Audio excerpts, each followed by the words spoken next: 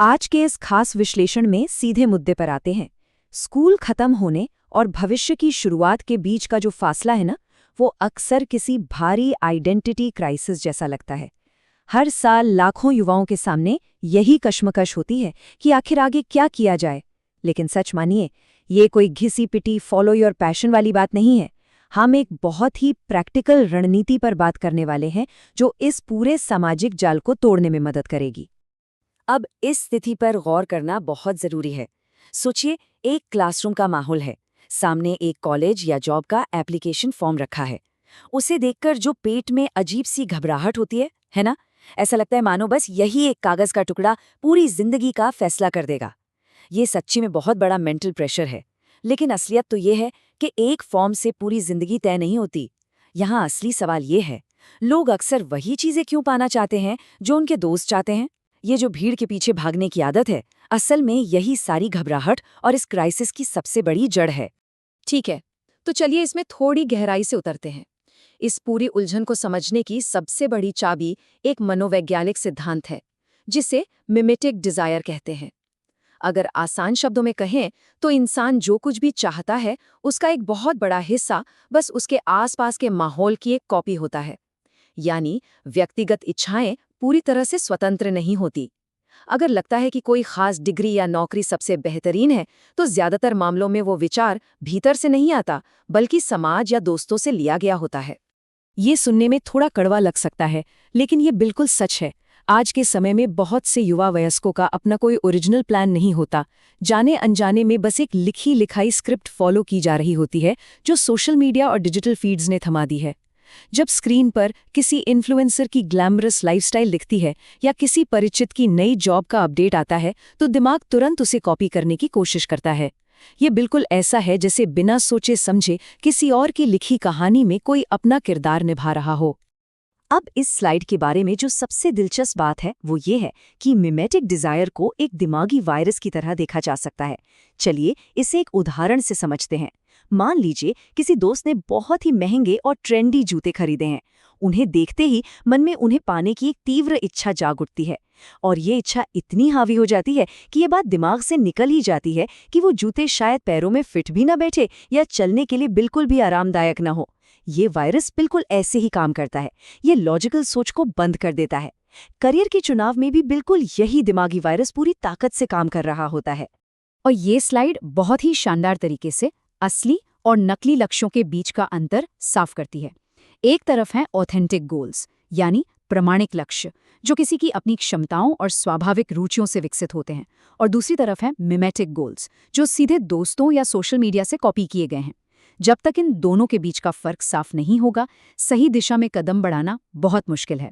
बाहरी सामाजिक दबाव अक्सर एक ऐसी अंधी दौड़ में धकेल देते हैं जहां कभी सच्ची संतुष्टि नहीं मिलती। तो अभी तक हमने इस दिमागी वायरस और थ्योरी को समझा, लेकिन सिर्फ थ्योरी से तो बात नहीं बनेगी ना। अब समय है इसे असल जिंदगी में उतारने का, यानी सीधे एग्जीक्यूशन का। इस सामाजिक जाल और मिमेटिक डिजायर के फंदे से बाहर निकलने के लिए सिर्फ बैठकर सोचने से काम नहीं चलेगा, कुछ बहुत ही प्रैक्टिकल कदम उठाने होंगे। तो आइए अब इस पूरी थ्योरी को एक्शन में बदलने की एक बहुत ही ठोस रणनीति पर बात करते हैं। और अच्छी खबर यह है कि इस जाल से बचने के लिए कोई बहुत लंबी चौड़ी योजना या 10 असंभव कामों की लिस्ट नहीं चाहिए। इसके लिए सिर्फ और सिर्फ एक विशिष्ट कदम उठाने की जरूरत है। अक्सर ऐसा लगता है कि करियर बदलने के लिए कोई पहाड़ तोड़ना पड़ेगा और इसी भारी दबाव में कुछ नहीं हो पाता। लेकिन सच में बस एक अकेला छोटा सा कदम उस दिमागी वायरस को तोड़ने के लिए काफी है, जिसके बारे में हमने अभी बात की। तो सबसे अहम बात यह है कि इसे करना कैसे है। इसके लिए 3 बहुत ही छोटे लेकिन कमाल के प्रैक्टिकल स्टेप्स हैं। सबसे पहले एक ऐसे काम या रोल की पहचान करनी है जो सच में आकर्षक लगता हो। दूसरा कदम, किसी ऐसे व्यक्ति को मैसेज करना है जो पहले से ही उस रोल में काम कर रहा हो। और तीसरा, आज शाम 5 बजे तक उनसे केवल 10 मिनट की एक जूम कॉल का रिक्वेस्ट करना है। बस इतना ही, कोई लंबा कमिटमेंट नहीं। ये छोटा सा काम ख्यालों की दुनिया से बाहर निकालकर असलियत से सामना करवाता है। चलिए अब आगे बढ़ते हैं और देखते हैं कि ये कैसे काम करता है। उस 10 मिनट की छोटी सी कॉल के बाद आखिर होगा क्या? असल में ये कॉल एक मजबूत पुल का काम करती है। पढ़ाई पूरी होने के बाद जब असली दुनिया में कदम रखा जाता है तो करियर के फैसले बहुत डरावने लगते हैं।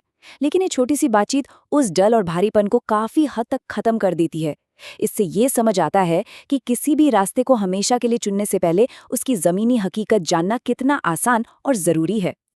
और यहीं से एक बहुत ही बेहतरीन कॉन्सेप्ट निकल कर आता है, भविष्य की प्रोटोटाइपिंग।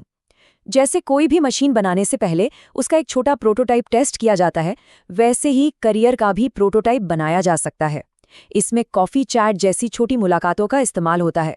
इसका सीधा सा मतलब है छोटे छोटे प्रयोग या माइक्रो एक्सपेरिमेंट्स करना, और बिना सोचे समझे किए जाने वाले बड़े वादों या मैक्रो कमिटमेंट से पूरी तरह बचना। ये तरीका मिमेटिक डिजायर की अंधी दौड़ में कीमती समय बर्बाद होने से बचाता है। तो अंत में एक बहुत ही गहरी चुनौती सामने आती है। पूरे 4 साल किसी डिग्री या नौकरी में झोंकने से पहले क्या उस करियर का सटीक टेस्ट किया जा सकता है? बिल्कुल किया जा सकता है, और यही बात इस तरीके को इतना पावरफुल बनाती है। जिंदगी के इतने बड़े फैसले लेने से पहले उन्हें एक सुरक्षित, छोटे माहौल में टेस्ट करना एक असली गेम चेंजर है। करियर प्रोटोटाइपिंग की ये पूरी मैकेनिक्स कैसे काम करती है और इसके क्या फायदे हैं, इसे हम अपने अगले विश्लेषण में पूरी डिटेल के साथ एक्सप्लोर करेंगे। तब तक के लिए उस 10 मिनट की कॉल पर फोकस करना सबसे जरूरी है।